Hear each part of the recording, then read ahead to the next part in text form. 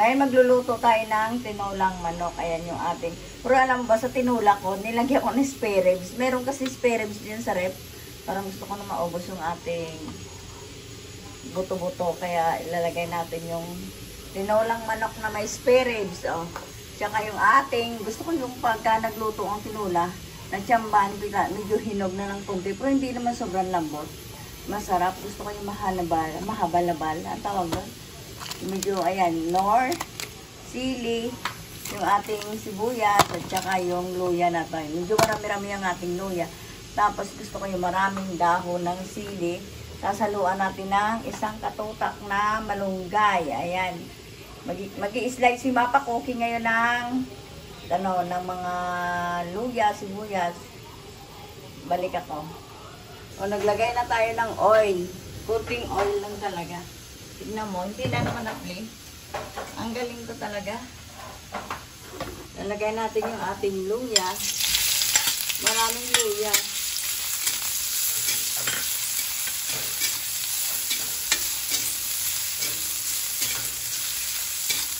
Hintayin na natin mag-brown yung ating luya.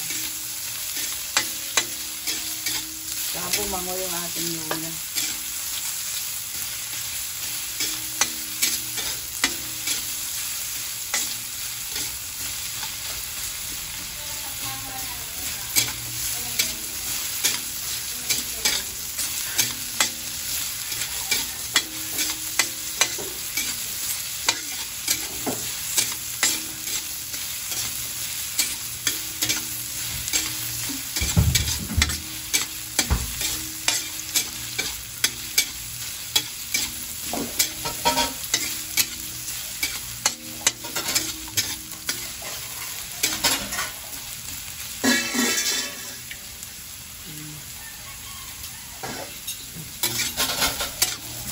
Lagyan natin yung ating sibuyas. Maraming sibuyas.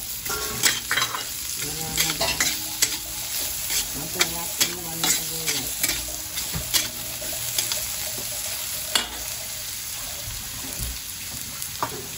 Sa panisa pa lang matagal eh. Lagyan natin yung ating spirit.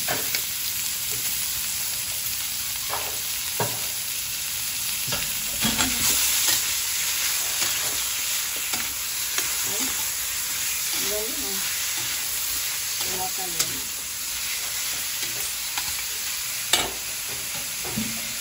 Ilagay na rin natin yung ating manok.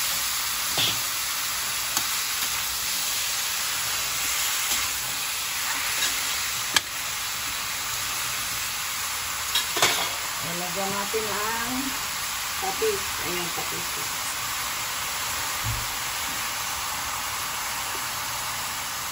Malaking patis para hindi ba maglalag. Tignan na lang natin mamaya pagtawa na. Patayin natin.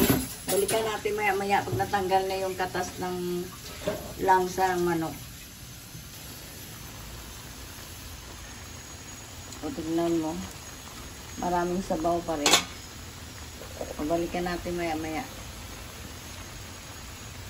O maglalagay na tayo ng water. Ako nagpaano na ako. Nagpakulo na ako kasi lang mag-antay. Natagal masyado. Pag nag-antay ko nang magkulo niyan. Kailangan kulong-kulo na. Pwede na na yan antayin. Balikan natin.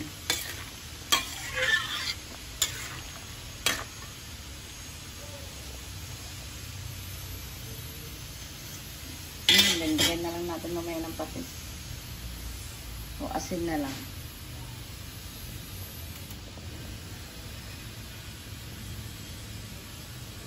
Ayan.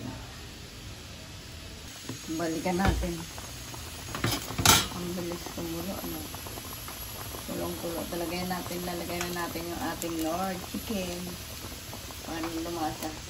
Lagyan lang natin yan ng asin.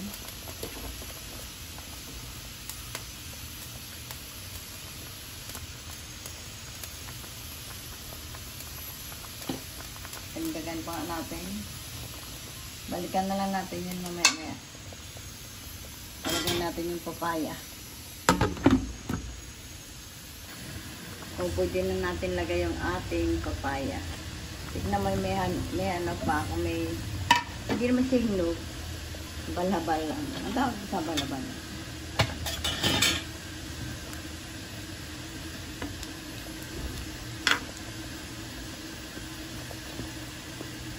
Ngayon, balikan natin maya-maya.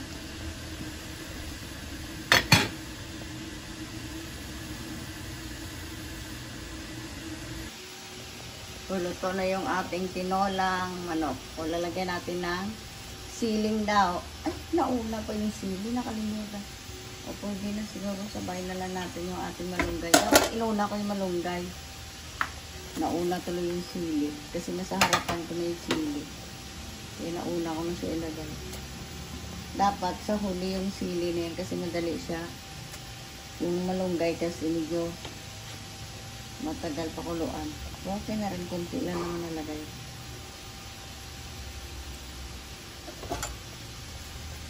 Okay na rin yung lasa. Ang galing ko talaga mag-tsamba sa paglagay ng asin. Hindi siya maalat.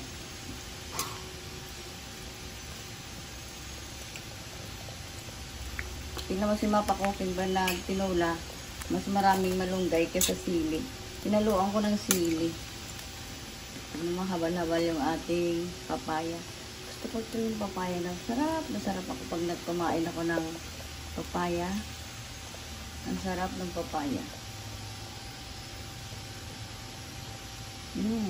Tama lang lasa. Patisan na lang natin pag gusto nyo talagang natabangan kayo, magpapatis kayo.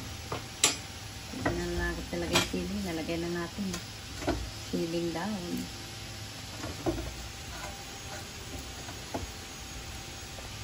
Siling panigang. O yan, sabay na natin. Ayan.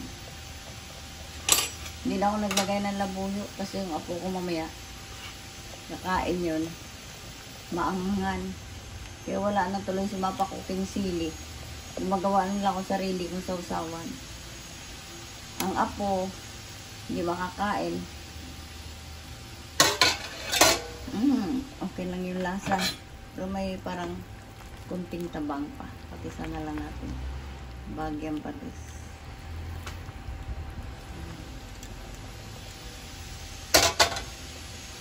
Patis konti. Ng ating tinolang manok. Ayan, may spare ribs yan. Patis natin konti.